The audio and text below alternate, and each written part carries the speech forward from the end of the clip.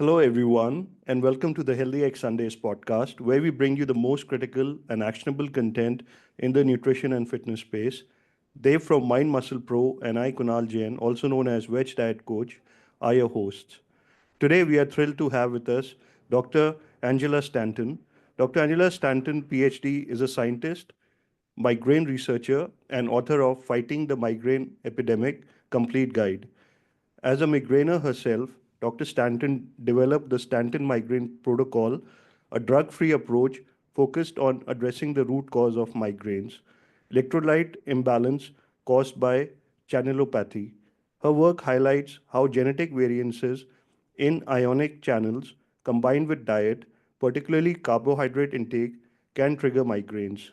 Through years of research and experimentation, Dr. Stanton's protocol has helped thousands of migraine sufferers reclaim their lives. She shares her knowledge through her books, interviews, and an active community of over 15,000 members.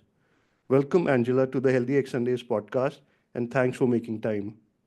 Well, thank you for inviting me. I'm honored. I'm really glad meeting you both. Thank you. So, can you share your personal experience with migraines and what led you to develop the Stanton Migraine Protocol? Sure. I have been a migrainer all my life, starting in my early teens. And at that time, I had a very different presentation than what we know as migraine. So I would have cyclical vomiting syndrome, IBS, irritable bowel syndrome, and those are what I now understand to be the child presentation of migraine. But at the time, nobody knew. And so I was just always told, oh, well, she just has some bug eating too many fruits and collected some bacteria or something.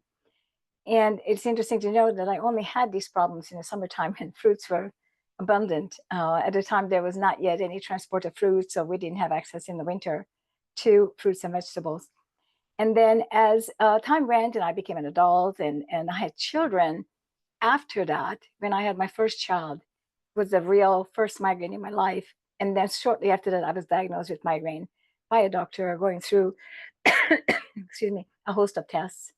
And it sort of kind of got worse and worse over time. I mean, it didn't matter what medication I was taking. And, they tell you that it's going to get better, for example, when women start menopause or postmenopause.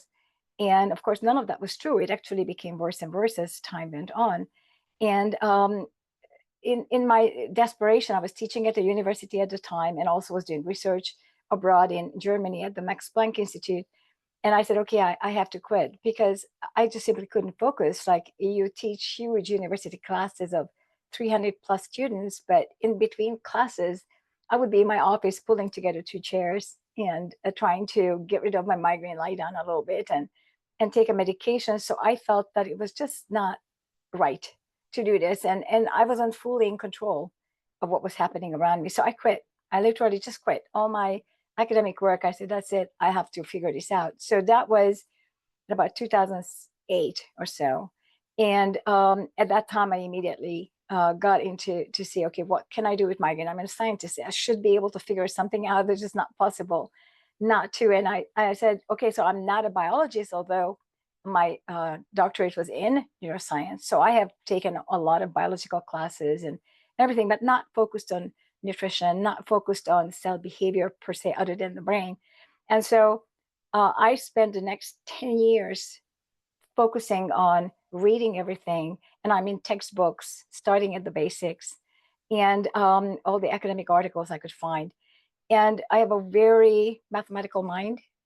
And I wasn't looking just to see what other people have said, but how can I connect the dots in a different way that maybe telling me something else. And so right around 15 years ago or so, when I started to sort of kind of understand, I said, okay, let me try this salt because I understood it had something to do with electricity, but I wasn't quite sure what and how to approach it.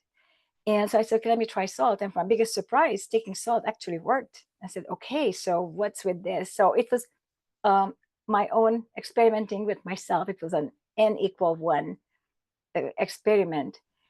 And after years of course, at the beginning, it was just random. I mean, I didn't know when to take salt. I was sort of guessing. But after a while, it became a pattern that I understood, okay, I need to take salt now and have some water with it or This time the food was still not involved at all. And slowly a pattern evolved with when to take the salt, when to take the water, how to take it all. And that's when I sat down to write my first book, which is no longer sold. It was just about me. It was, this is what I did. And I published that book, and a lot of people read it. And that's when I created the migraine group on Facebook, which, by the way, has over 18,000 members now. And that group then allowed me, because I just shared my knowledge. I didn't tell anybody what to do. I just said, okay, this is what I did. See if it helps you. And so many people did the same, and it helped them, that slowly, with the help of the group, I was able to figure out, okay, so there is something in this. And I continued my study, and I finally got involved fully with electrolytes and understand the mechanism, basically the electrophysiology and how does the brain work, what's the specific about salt and why. And then I could create a theory.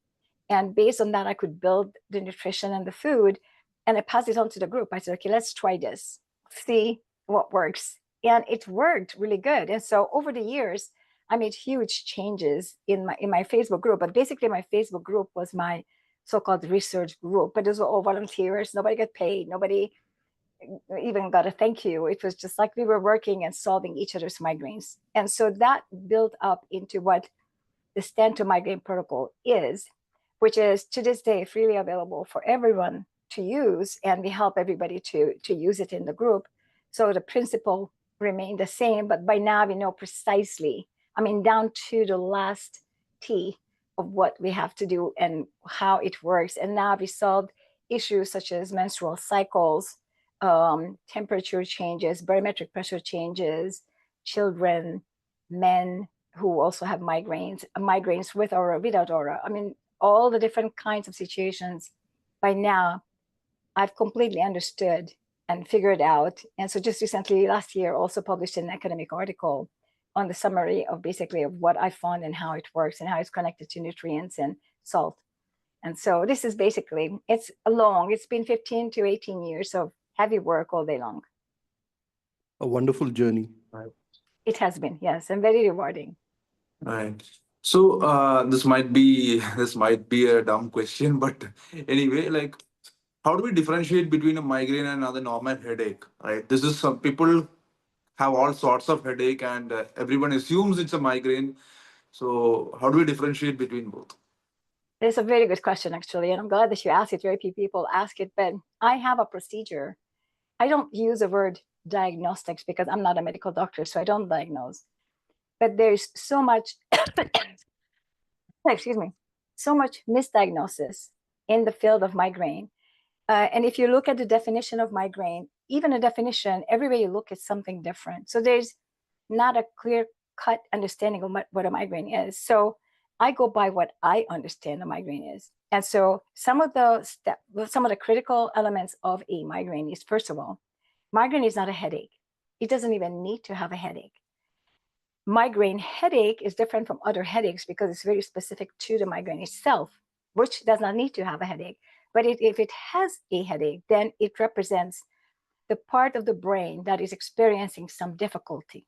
So given that migraine is always unilateral, meaning it's on one side of the head, so it's either left or right, doesn't change, doesn't move, and it's not the whole head, it's not the front head, not the top, it's one side, either or, then that means that I can distinguish most headaches that are not on one side at a time from migraine.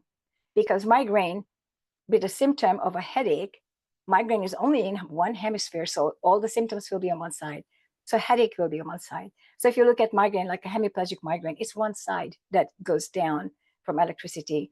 If somebody loses the ability to speak, it's the left side of the brain is where the ability to speak is, and it's not symmetrical in the brain. So you can tell where the migraine actually is. It's very similar to seizure. Actually, migraine and seizure, pretty much the same things, just the way the electricity moves differs. And so we already know then the headache can be separated completely from all other headaches because it's very specific. Also, it's not a big headache. Like, so there are people with very strong headaches that come on really strong, or they pulsate and they go on. Those are not migraine headaches because migraine headache is not vascular headache. So it's not going to pulse or throb. It's a dull pain. It feels like somebody hit you with a hammer and the hammer is still in your head. And it's going to be there for 3 days. So most migraines last 2 to 3 days. So if a person has a very strong headache that just came on really suddenly, that's also not a migraine headache, because migraine headaches come on very slowly.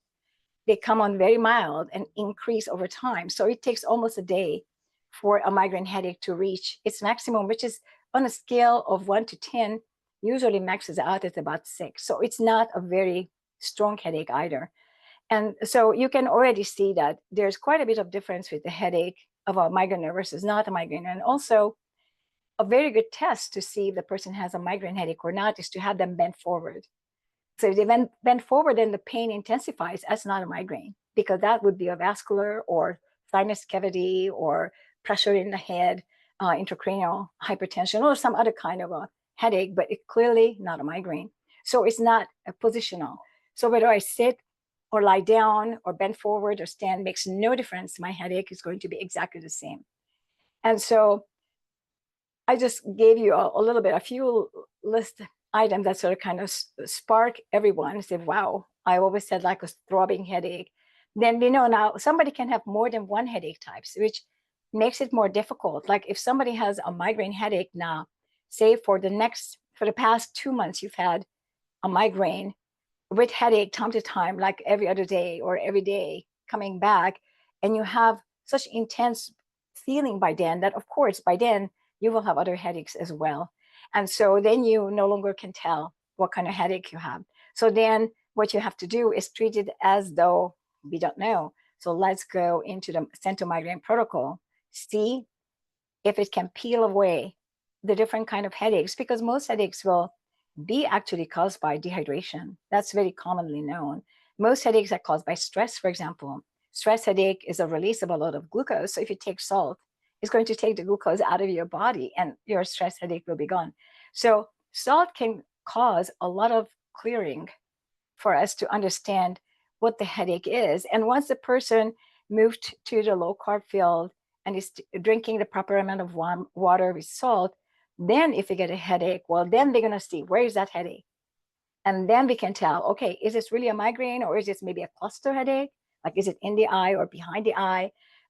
Is it occipital neuralgia, which would be in the back of the head and the top? So then we can separate the headache even better. So we don't necessarily separate it immediately as the members come into the group. It may take a month before we are able to identify what kind of headache they actually have. And we help them no matter what headache they have.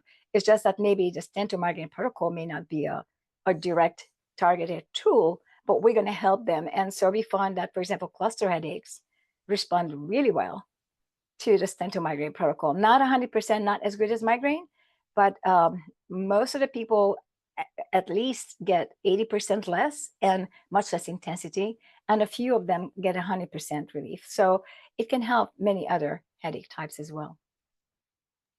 Right.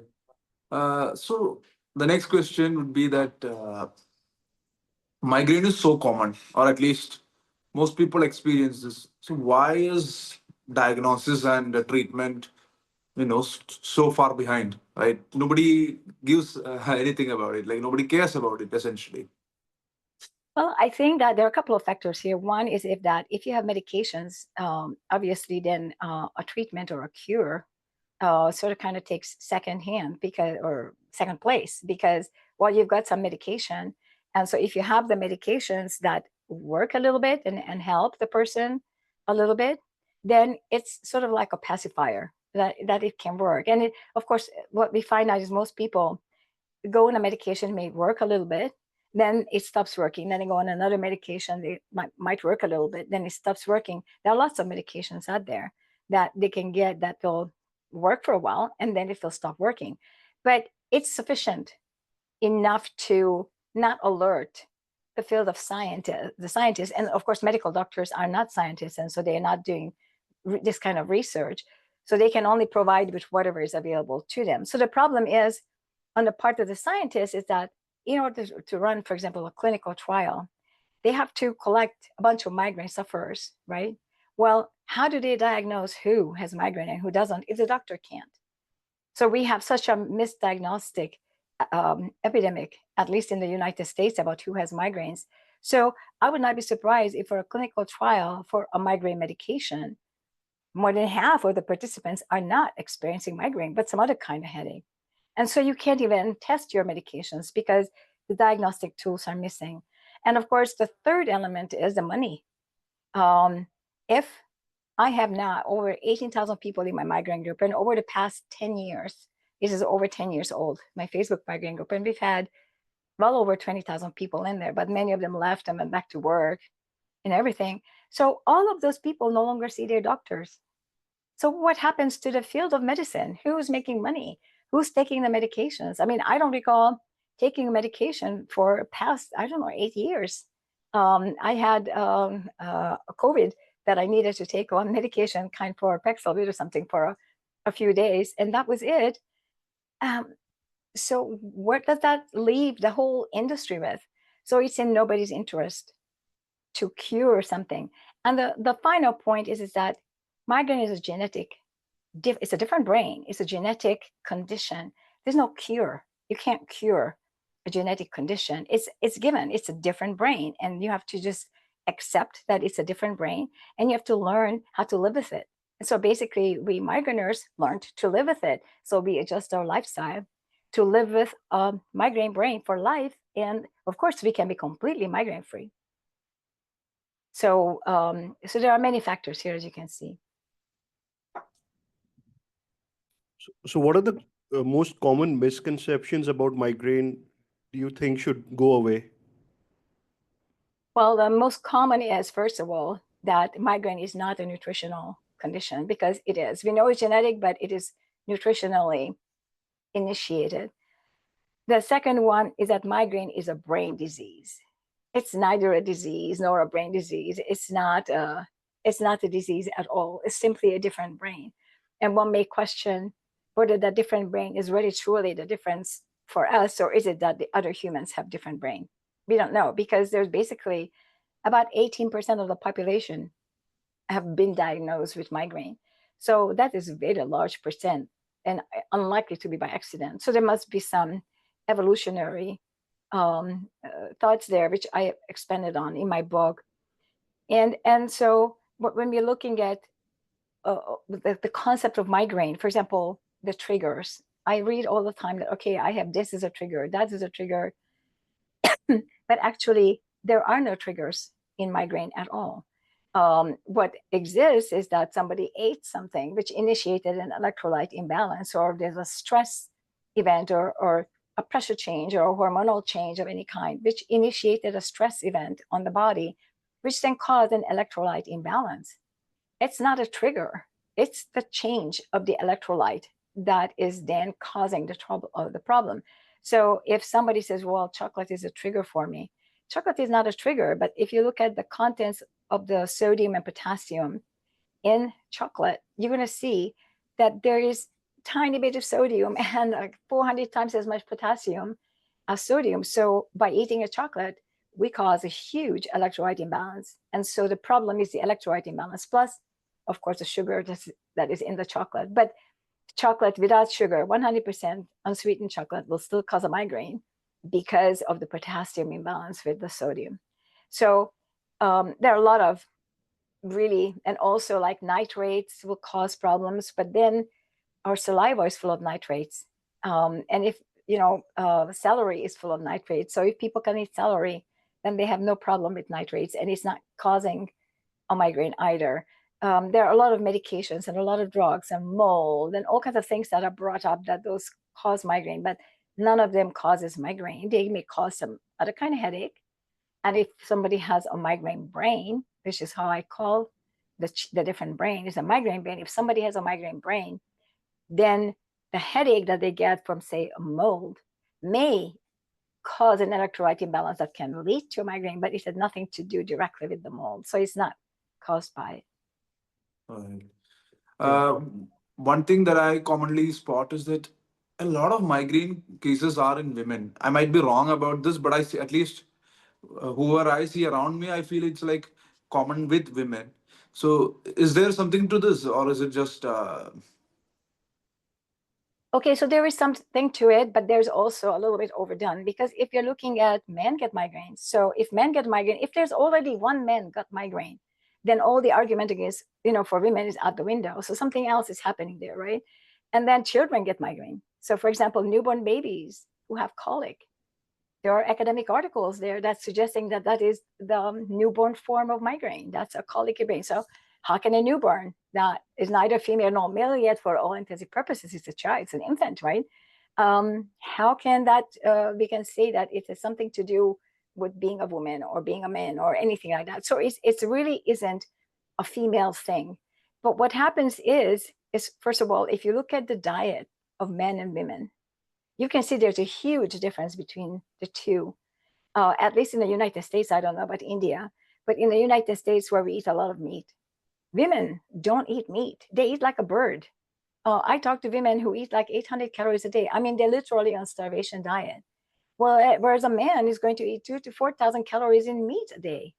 So when we're talking about is the huge differences, and if I'm looking at how the body responds to eating a lot of carbohydrates, that's only 800 calories, but all carbs, versus eating protein, not necessarily meat, but I have data for meat eating because of my location.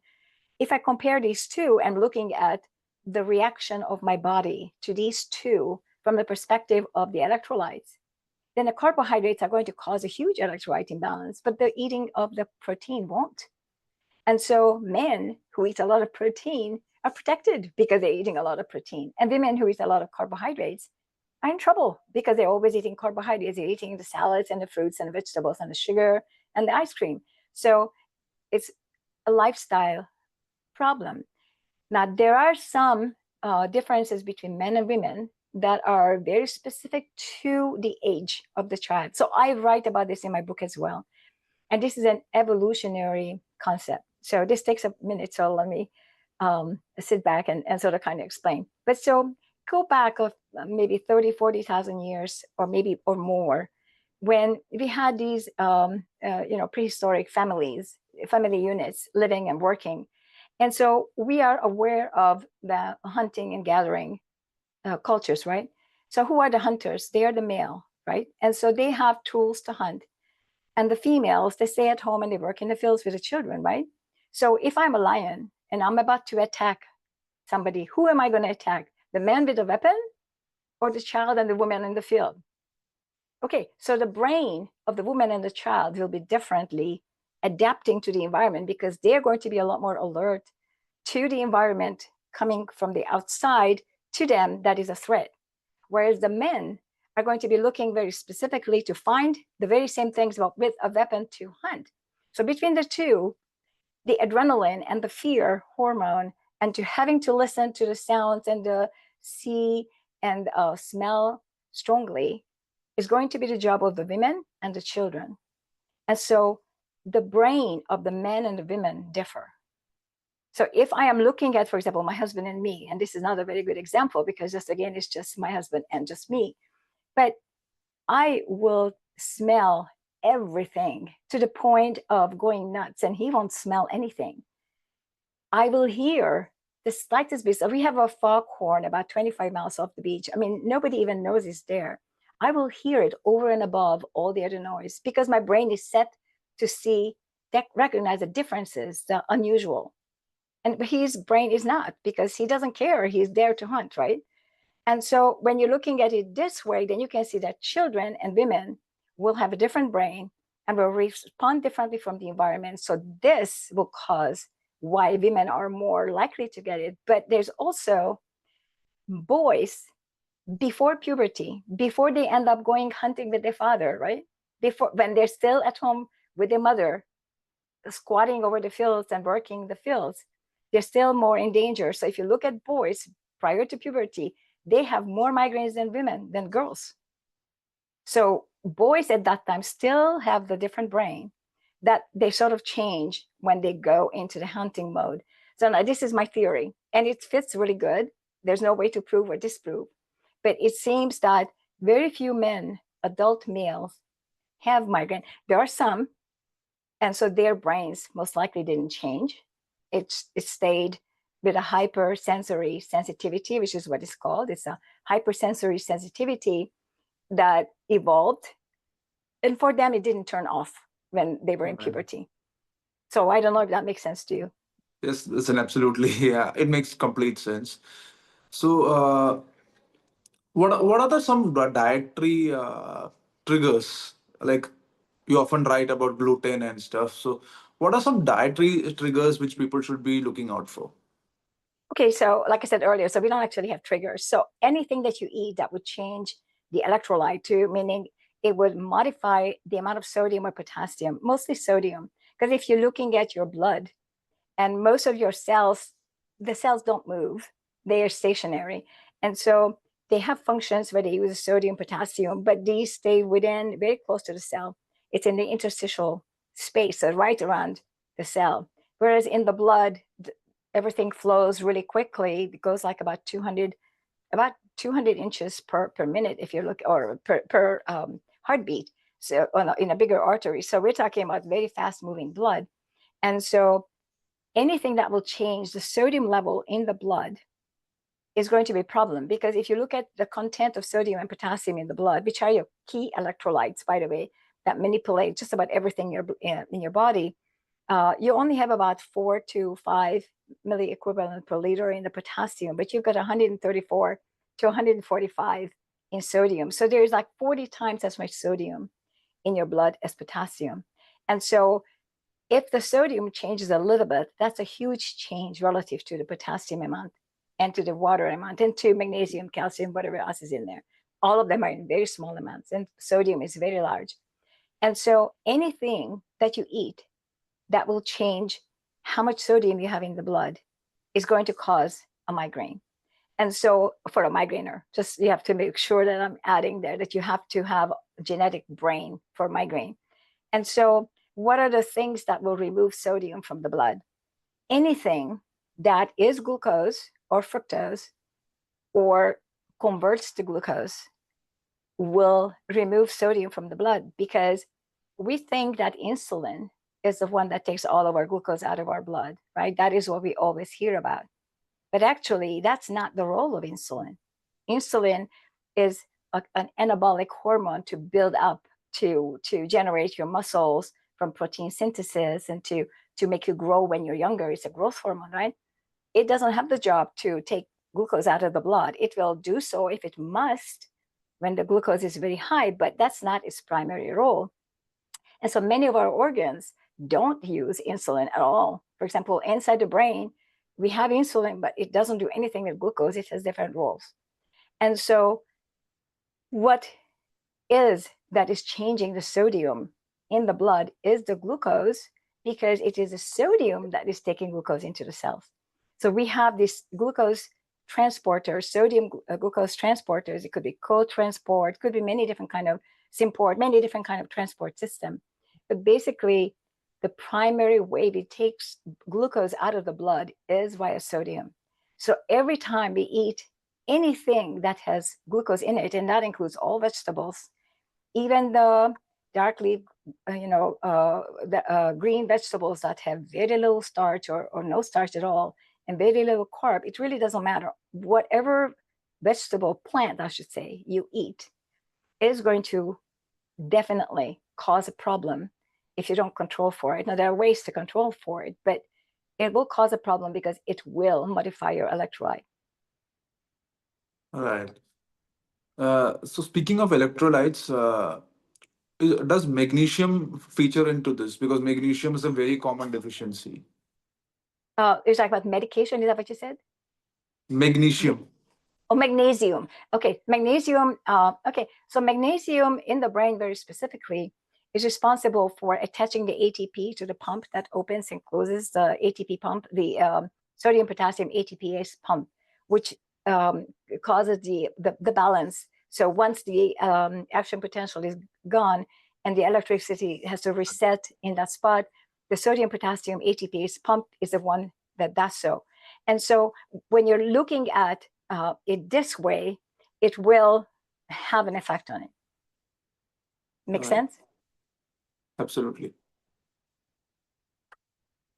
And I must, if I may add, to this one a little bit. So if you're looking at not just the body, but just the brain for a second, okay? So you're looking at a neuron very specifically. And if you're looking at a neuron of how it works and what it does, it's basically an axon, which is like a long body with a head and some feet looking things that sort of dangle away and make connections, okay? But so the way that the electricity is generated is very unique in that there are little places on these axons, okay, where the electricity is generated at every single spot. And so at every spot where the electricity is generated, there are over 800,000 sodium pumps. Okay, just visualize that. Over 800,000 at every single node of RMBA. Is that called node of RMBA? At every single spot, you have 800,000 sodium, voltage-gated sodium channels where the sodium has to rush in. If you don't have enough sodium for 1 or 2, that may be okay. But what about if you don't have it for 400,000? I mean, I don't know if you're guessing because I don't know at what point it is going to be a problem. But at one point, there won't be enough sodium to enter into the cells. And if that happens, then you aren't able to create the action potential at that spot. And so the way it works is that throughout the axon, you have these nodes of RMBA very, very frequently. And based on the size of the neuron, you have millions of these, or you may just have a few, right? But so if one of them, the electricity is initiated, and the electricity internally moves through an exchange on the membrane of the neuron, that it passes down the voltage. And then the next node of RMBA, again, the sodium rushes in, regenerates the electricity, and it keeps on going, okay? And so this, if at any one of these nodes of RMBA, not enough sodium is there, everything just died right there and then. So it's an all or nothing. You can't have a little bit of a sodium causing electricity. You have to have all of it or none of it. And so the problem is that this is such an organized, non-random event that has to continuously go, that at any one step, it stops for 1 second, it's the end of the story. You have problem. And so the migraine itself doesn't start then. You have what's called the cortical spreading depression. So the brain realizes that, hey, out of the 2 million neurons that are supposed to be doing this, a few aren't doing anything. And so let's see if we can activate those few. And so the brain at one point starts a depolarization. So it initiates basically sending of sodium through the brain. And so as you send sodium through the brain, it generates a wave, which goes by about 2.5 millimeters per minute. So it's not a fast going thing. In a seizure, it's an explosion. So this is the difference between a seizure and a migraine. Everything is identical otherwise. This is the only difference, is how the cortical spreading depression moves through the brain. And so, and it's one hemisphere. And so it's moving through the hemisphere and it touches every single neuron and goes, are you there? Are you there? You're there, fine. Are you there? You're there, fine. So it's like checking every single one. And so those migraineurs who see an aura, this is what they see. They see the electrical activity coming on from each neuron as the cortical spreading depression is passing. And so I had the fortune to see a tremendously beautiful aura when I was just coming back from Antarctica. We were talking about earlier that I just came back from there. And one of my trips, when we got to Rio de Janeiro from Antarctica, it was a 2-day flying trip and it was really difficult.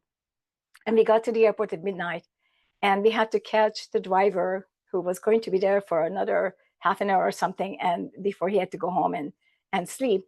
And so my husband and I literally ran, but it was like 2 miles at midnight, not exactly the time. And after 2 days of flying and being really tired and exhausted. So I ended up in an aura, a full-blown real aura, which I never had before. I used to have just visual things, but not like an aura. It's absolutely gorgeous and beautiful. So this was the first time I actually had a chance to see my own cortical spreading depression going. And so as we got out, my husband was holding my hand, so I was able to walk because it blinds you. You can't actually see, and it was dark at night. And so I got into the car and took salt pills, took it, and I counted till 8, and it was gone. So it's a really quick response, and it's very precise response. So you know precisely that what you needed was salt. Very interesting. Absolutely, very interesting. And while we are talking about triggers, and you mentioned that food is not a trigger for migraines, are there any other psychological or physiological responses which could play a part in triggering migraines? For example, stress, fear, etc. Absolutely. And so in my book, I refer to this as a tri-migraine complex because basically every single migraine that starts with the cortical spreading depression initiates a fight or flight. So a fight or flight is when your brain sends a signal that there's danger, you're going to die, you're going to do something to get out of this. And it initiates a huge adrenaline release, which then releases glycogen. It makes you breathe faster. It releases more oxygen as a result. Um, by some estimates in papers that I read, it said that the amount of glycogen that you release at this time is 20 times that of the normal glycogen release. So you're getting, like if the normal is 1 teaspoon of glucose in your blood, then this will be 20 teaspoons equivalent in your blood. And so that amount of glucose in your blood is definitely going to cause a migraine. So the migraine pain, or just a migraine with an aura, whichever you have, you may not have the pain, is a response to the glycogen release and the initiation of the faster heart rate and everything that goes with it, basically to run away. It is a fight or flight, is to save your life, run away from the lion uh, equivalent. And so it will initiate migraine as a result of the release of glucose. And this is initiated by the brain. So the brain sort of kind of makes you have a migraine, so to speak, because the brain tries to reset itself. So the goal of the fight or flight is to increase the blood circulation, to get more electrolytes into the brain. And the brain is hoping, if it can hope on its own, that it's going to get more salt that way.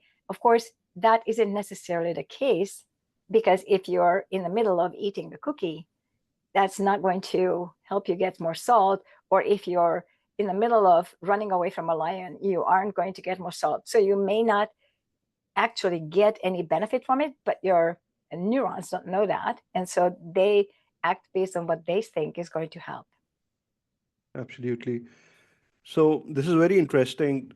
Like salt is a very important aspect in managing migraine. So I can imagine, someone trying to experiment new with this can reach out to get the table salt. So is there any particular type of salt which helps? Because you mentioned about salt pills. So is that a specific composition of salt? No. So actually, the more complicated the salt, the less likely it is going to be useful.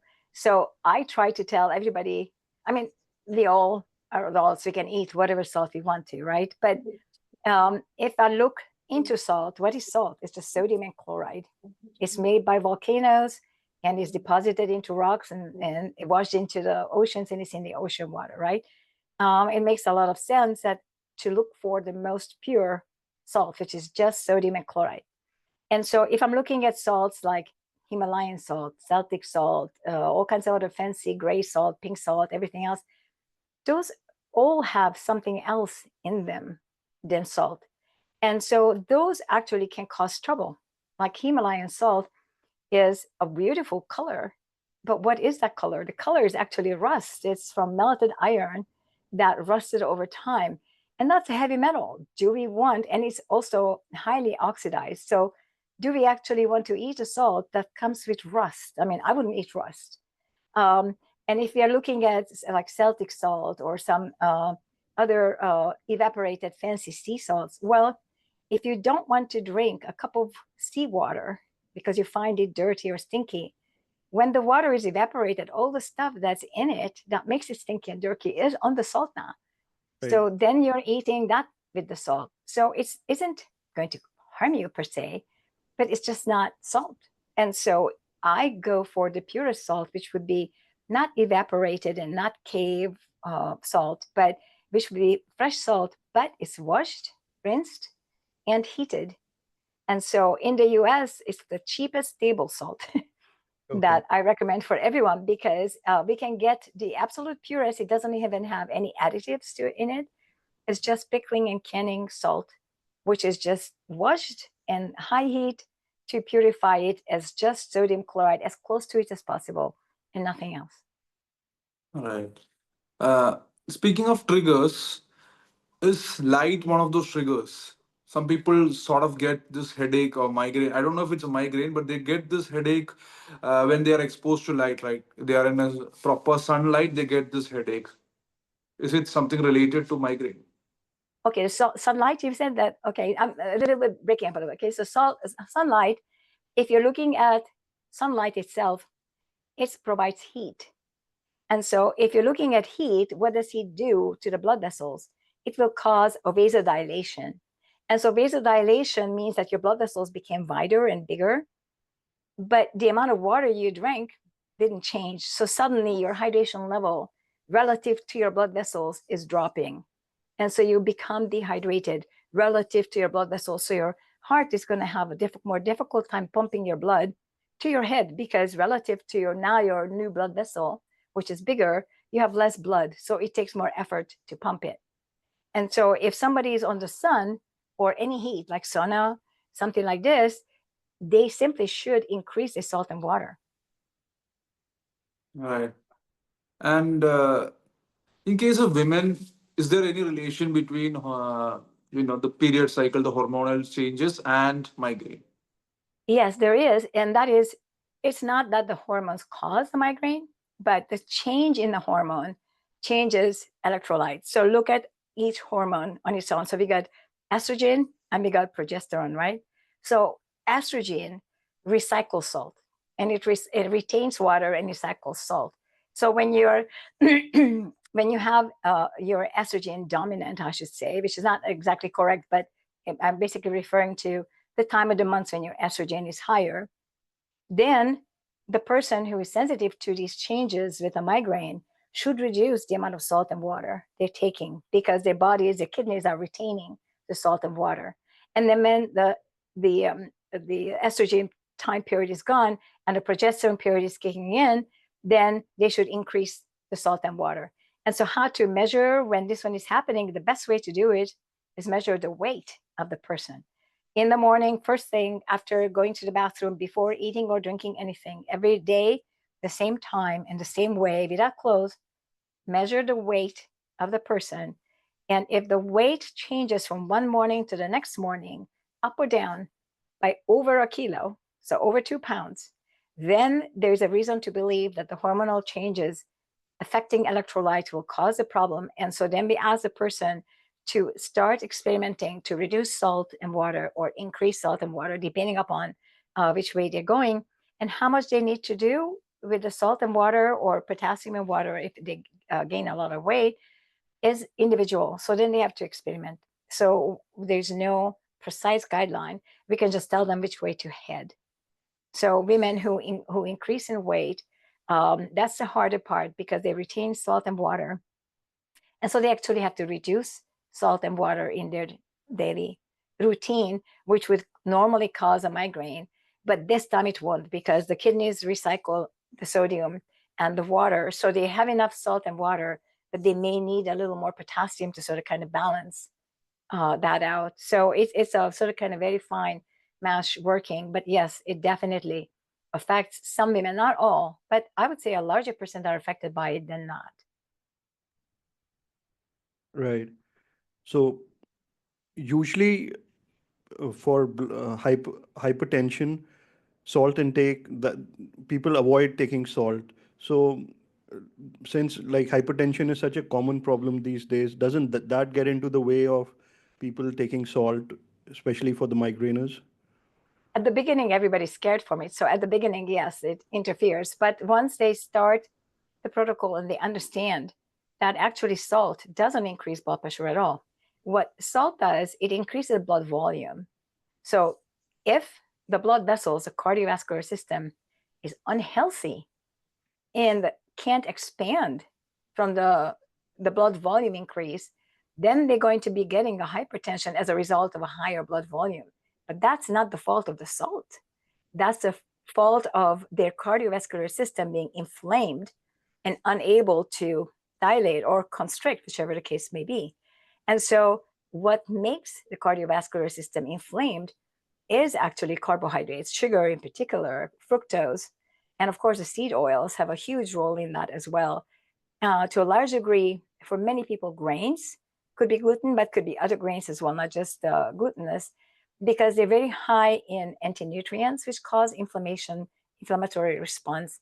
Many people have autoimmune diseases. So if somebody has an autoimmune disease, that is an inflammatory condition and automatically means that watch out, this can cause high blood pressure if you take salt because your blood volume is going to increase.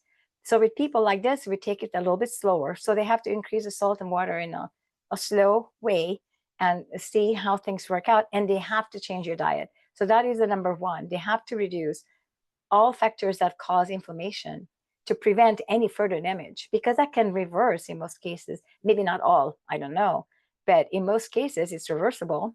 And it may take 2 years. It may take 2 weeks. I mean, we don't know how long it's going to take, but it can be monitored.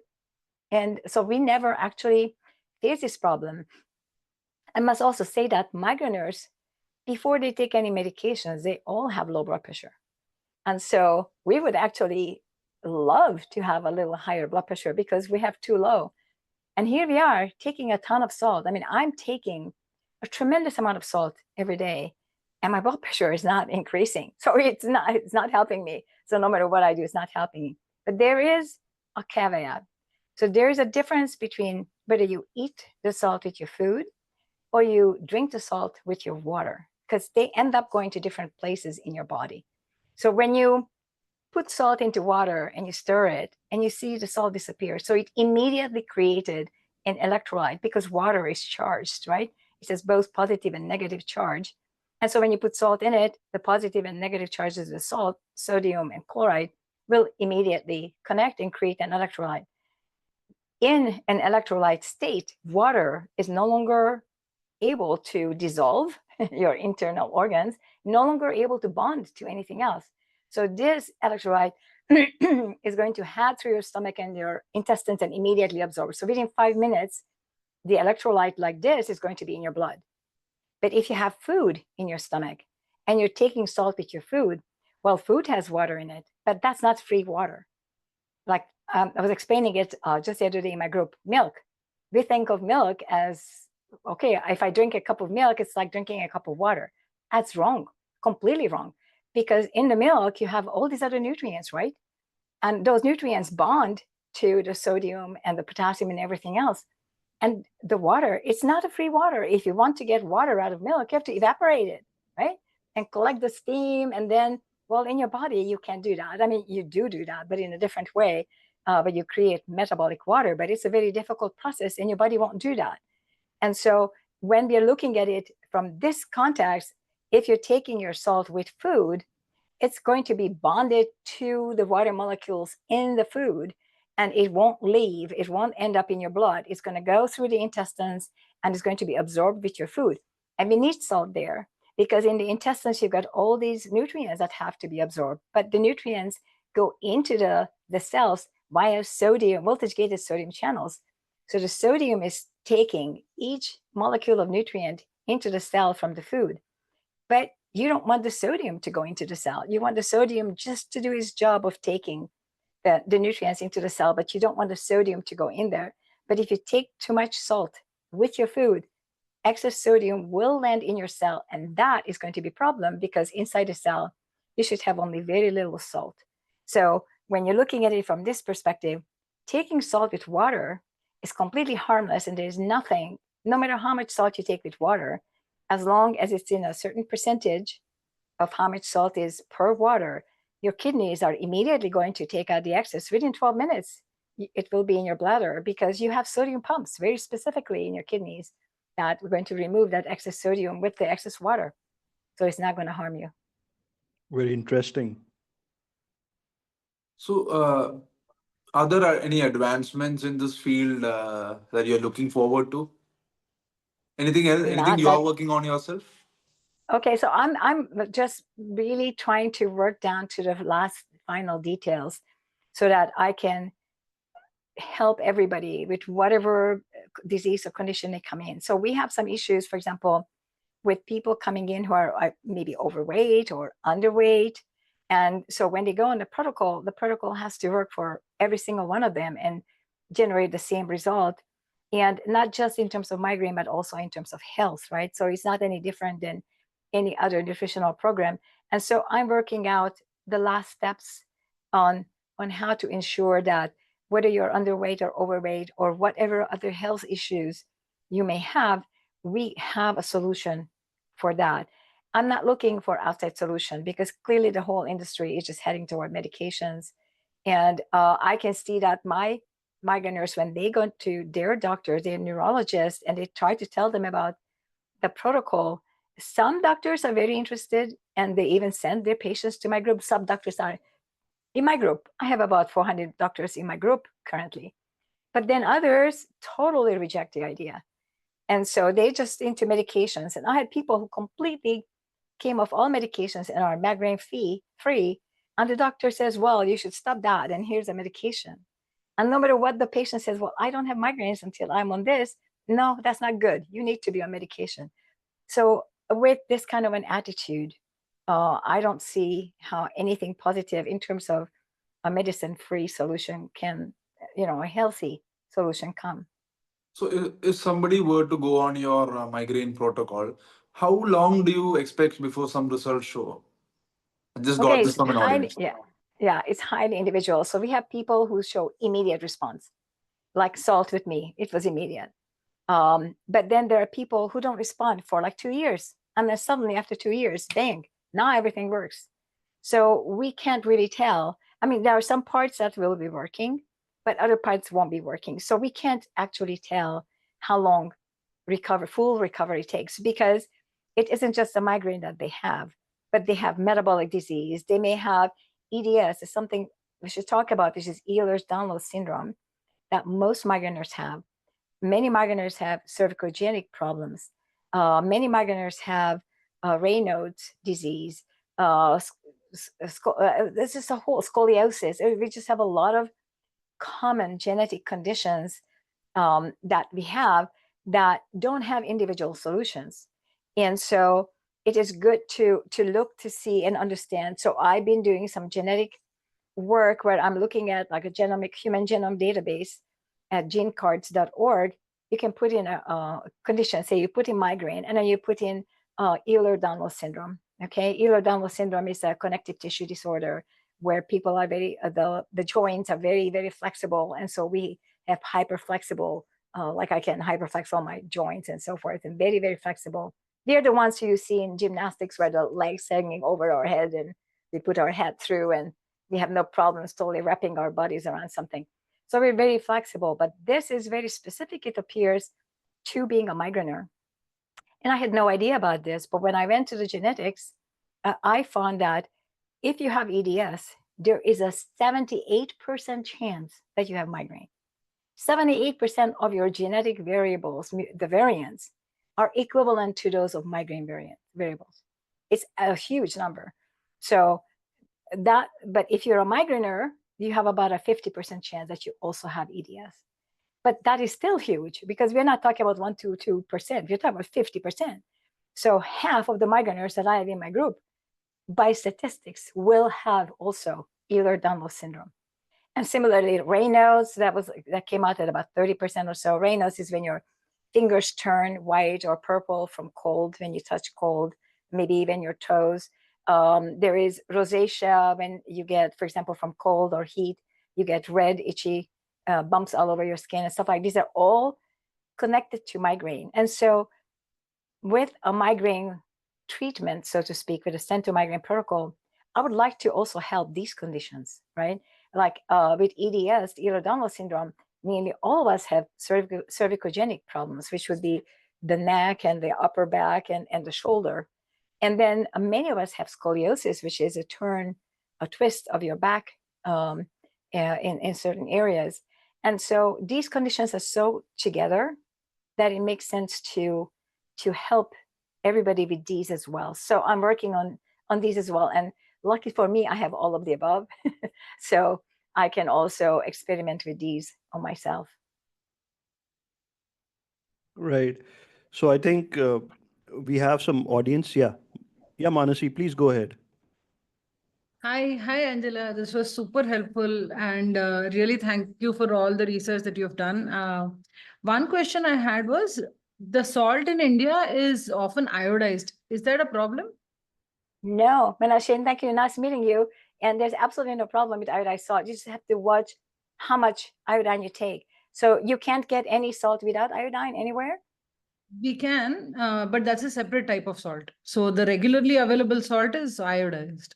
Okay, so I would recommend that you take like half and half, depending upon how much salt you take. So for example, the iodine, I go by the RDA, the recommended daily allowance maximum, because iodine is a pretty tricky substance that can harm you. Like if you take too much, it can get you into hypothyroidism, thinking that you're not having enough. So it can backfire on you. So I go with 150 microgram maximum a day. And so in the US, it's very easy because we can get salt without iodine and salt with. And so I calculated how much salt, for example, for me, I take with iodine, and then how much I should take without iodine. So this way, I'm sort of kind of half and half. Or if it's too complicated, maybe if you can get the salt without iodine for permanent use and just use that, and then get iodine as a supplement, you can get. I would recommend kelp, the like ground kelp coming in capsules as a supplement. Is a very good form of iodine. I'm not fond of the liquid because it's inaccurate and also highly synthetic, which I'm not fond of whatsoever. So we want to stay as natural as much as possible and stay within the 150 microgram as much as you can. I mean, it's not going to harm you if you one day 180, but don't be like 2000. Right, got it. Thank you so much. Also, one other question was, for me personally, strong lights are a very strong trigger for migraine. Does salt help with that as well? Right. So the reason why you're sensitive to the strong light is because you are already out of electrolyte balance. So that's actually a prodrome. So we haven't talked about prodrome. Prodrome are hints that you're out of electrolyte balance. So if you feel that you're sensitive to light suddenly and you weren't 5 minutes ago, if you feel that you're talking to a friend and suddenly the friend's voice becomes louder than what it was before, or similar, then just notice. You have to notice that this change is taking place, and that's a prodrome, and immediately take salt. And so there's a trick about taking salt. That's another thing that I recommend you join my group, because we help you learn how to take the salt properly. Because, for example, if your body released a lot of glucose in glycogen because you had stress, or if you ate carbohydrates and you take salt with water, it's going to cause more problem. You just need salt then without water, because you have a lot of water in your body, because carbohydrates release a lot of water. Glucose entering the cell removes a lot of water from the cell. So then you end up with edema, and that on its own is a really bad one. So in this case, you want to take just salt and just get it done with the tiny bit of a sip of water. We call this a salt shot. So you basically just take a 1/8 teaspoon of salt on its own. But if you haven't had any carbohydrates for a number of hours, and you were not anxious or anything, but suddenly you get change of voice or change of light sensitivity, then you can take salt with water. So there are some caveats here. Understood. Thank you. Thank you so much. Welcome. So, which is the best way for our viewers to contact you? Well, the best way is actually in the group. So those people who can, they should join my group. It should be at Facebook/groups/migraine sufferers. It's one word, but they can just look for my name, and I'm glad to direct them to the group, because in the group, everything is free. Everything is right there. We do have a requirement to read the book. They don't have to buy the book. It's available in libraries, and it's available there's an Amazon where you can just rent it for like a few hours or days and read it, and then put it on the Kindle Unlimited. So there are ways to read it without having to pay for it. So it's not that I want you to buy, but the reading is important because you want to understand the process of what migraine is. And the protocol itself is not in the book, because the book I wrote in 2017, that's when I published it. So at the time, the protocol was still in a much lower designed level than it is today. And so I'm working on a new book, a new edition, which will be the final edition, hopefully, containing all the updates and all the important elements, which will be then standalone, so they don't have to join the group. But for now, joining the group is really extremely helpful and essential. And I've got 3 administrators who have been with me from the beginning. They're also volunteering the time, and they all understand migraine very good. They're all migraineurs themselves, and they provide all the help that we need 24/7. They have 24/7 help. All right. I have one question from my end also. So, one of the problems with processed food is this uh, sodium potassium ratio, which has been like totally skewed in direction of sodium. So, Right. uh, I think I have somebody asked me a question like, what are good sources of potassium as from your perspective for this? Okay, very good question. And also, I will tell you how to check the sodium content. So if you go to the USDA database, now it might not be equivalent to what they have in India, and I don't know, but you can look on the label on the back how much sodium and potassium is in the food, and you can control for that, because if it lacks potassium, you pair it with the food that has high potassium to balance it out. Okay, and so in the US, of course, we eat a lot of meat, and meat are, if it's fresh meat and it's not processed meat, so I'm not talking about salami and these kind of things, they're very high in potassium. Fish is very high in potassium. In the plant world, it's a little bit more difficult, because most of the plants that you would be eating are also high in carbohydrates. And so those plants that aren't high in carbohydrate, that are also rich in potassium, those would be like almonds, the Swiss chard, the green leafy vegetables, the cruciferous vegetables like the cauliflower and the broccoli. But surprisingly, they're not Avocados. avocados. The avocado is a fruit. So as a fruit, it's fantastic. But like as a vegetables, unless you go into the starchy potatoes and all, they're not really high in potassium. So I found, vegetables a little bit odd when it comes to migraine. And so we have many Indian members in the group, and we have difficult time if they're not eating eggs, for example, because then if it just have milk, it's sufficient for the protein and all content, but you will be lacking serious amount of potassium, serious amount of sodium, nutrients. It's very difficult. Like I had one migrainer in my group, a male from India who doesn't eat eggs, so he ended up drinking 1 gallon of milk every single day, and that was his main course of food, and he ate a lot of cheese. He barely ate anything else. And so I don't think that that is nutritionally complete. So even if you match the sodium and potassium very carefully, you may still have problem when it comes to matching the other nutrients. And so at least the eating of milk, of course, obviously, and the dairy and eggs would help you also, because an egg is a whole life, right? And so it will have equal amount of sodium and potassium, just like humans. If we took a human apart and we looked at all the minerals and we put the minerals on a scale, the sodium and potassium, they would be in different amounts because the size of each molecule is different, but the total weight is equal. And so it's very easy to make that in an egg, which is a whole life that has equal sodium and potassium. It's very difficult in a subset of foods like plants, which do not have that need for the same balance, but all animals do. And so I find it very difficult to help vegetarians as a result. It's still much easier than vegans. Vegans, I can't help at all. Vegetarians, I can, but I have a problem with the protein, because in order for you to get protein, unless you eat a lot of soy, what other choices do you have in plants? You don't really have, do you? We have cottage cheese, So dairy the dairy. from the So those dairy. are animal products, right? So you've got the animal products. And so you have to have some form of animal products to get all your nutrients, including the sodium and potassium. In India, dairy is considered vegetarian, so it's not a Right, problem. right. Vegetarian is great because we can work with a vegetarian. But if it's very restricted, even within vegetarian, like eggs, for example, then that's starting to be much more difficult. It's not impossible, but difficult. And vegan is absolutely impossible. And Right. finally, is there any blood work we should be looking out for, like electrolytes and all that?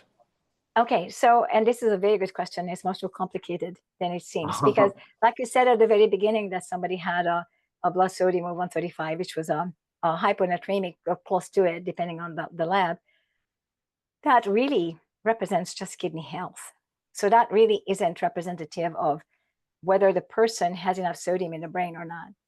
It's also associated with the level of glucose in the body because, like I noted earlier, sodium is used to take the glucose out. So the more carbohydrate the person eats, the less the sodium will be in their blood because it's going to be used to take the glucose to the cell, and then the cell will kick the sodium out and kick the water out, but that's not going back into the blood. It goes to edema. And so we are talking about edema space. So this is why, for example, one treatment for somebody with edema to pull the water back is to take salt without water, because it's going to attract the water back from the blood. But the salt is going to have a really hard time. It's going to take a long time to get out of the place where it's at, because it's not inside the blood. It's maybe stuck in some very tiny capillary somewhere, and it's not going to be moving the way that it should. And so when you're looking at a blood test, you can't really judge based on the sodium and potassium, the level of sodium and potassium or the electrolyte. But what you can judge, whether the kidneys are healthy. So my personal finding using the Stanton Migraine Protocol for over 10 years is that people who join us with bad kidneys, we have several people with one kidney or kidney transplant or all kinds of issues, and everybody's kidneys function improves tremendously. I can give you my own personal kidney function story. About 8 years ago, I was given a medication that I had to take for my liver. I had an illness that had to be treated, and my kidney was nearly shot. My GFR, which is a glomerular filtration rate, so it's a rate with which the kidneys remove toxins from the blood, went below 40, which was very bad. The ideal is over 90. So it went below 40. At 35, you're being put on dialysis. So it was, or medication at least, getting there. So it's really bad. And so they thought that was it. I was shot for the rest of my life. This is going to be my kidney, because kidney recovering is unknown, right? Because everybody's eating a high carbohydrate diet. But I was not on a high carbohydrate diet. And today my kidney GFR is 90. Okay, so it recovered. So every time I go for any kind of a test and they check my blood, my doctor always says, wow, I can't believe you repaired your kidney. Okay, so you can see that the sodium and the potassium and whatever we test in the blood is independent from migraine. But the things that may help, not for migraine particularly, but for the salt tolerance of the person, would be, for example, looking for inflammatory markers, the C-reactive protein, the estimated, what do you call it? The blood cell, how it falls down. I can't think of the word out of a sudden. These kind of things, the HbA1c is a good marker to some degree, not fully, because on the low carb or carnivore or ketogenic diet, the A1C actually will increase because the red blood cell life is going to lengthen. And so it's going to have longer life by about a month to collect damage. So it's going to be a little bit confusing. But so there are some markers, and I look at the red blood, the iron panel, because the iron panel tells me whether the nutrients are absorbing the proper way. Of course, I'm looking at the kidney and the liver panels, and I'm looking at insulin, C-peptide. These two are important because I find many people with suboptimal levels starting be too high or too low, and then sort of recover and come to a balance. But we had in the past found 2 people from Finland, for that matter, whose insulin and C-peptide are irregular, and they both seem to have severe hyperinsulinemia because they have tons of sugar crashes. But when you look at their level of insulin, it's almost 0. So there's a conflict. And we tested for type 1 diabetes and everything, and nothing is existing. So something with the pancreas, but we can't quite figure out what it is. So there are some very unusual conditions that should be also tested for some. I mean, these 2 people from Finland, nowhere else. But I have only a handful of people from Finland, and 2 of them have this. So that's an eye-opener right away, right? So you kind of have to pay attention to where your patients are coming from. and what city even is important. If 2 or 3 have the same exact problem, maybe there's something driving it in the city or in the location where they are. So those are much more important. And the only thing that I found over the years that is migraine specific is that when people get an MRI of the brain, migraineurs tend to have a hyperintensities. Those are like the regions in the myelin, which is the insulation over the neuron of the brains. They reflect differently from a normal healthy cell. So migraineurs have myelin damage as a result of the cortical spreading depression. And it's very similar in seizure. So both seizure and migraine will show hyperintensities, but no other brain damage whatsoever, just little spots, maybe 2, 3 of hyperintensities that would represent a myelin damage. And I so far haven't found anything else that would be common for migraine.